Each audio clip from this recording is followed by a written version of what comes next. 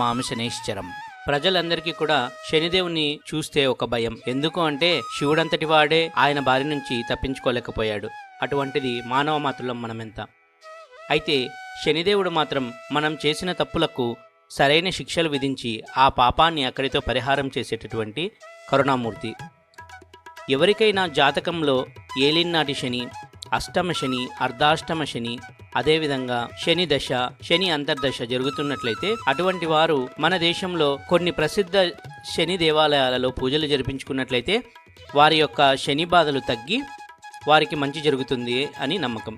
అటువంటిది మనకు ఆంధ్రప్రదేశ్లో అత్యంత దగ్గరలో ఉన్నటువంటి ఒక అద్భుతమైనటువంటి శనిక్షేత్రం గురించి ఈరోజు మనం తెలుసుకుందాం. మనకు చాలా దగ్గరలో హిందూపూర్కి 40 కిలోమీటర్ల దూరంలో అతి ప్రసిద్ధమైనటువంటి శనేశ్వరుని ఆలయం పావుగడ. శనేశ్వర ఆలయంలో శని బాధలు పడుతున్నటువంటి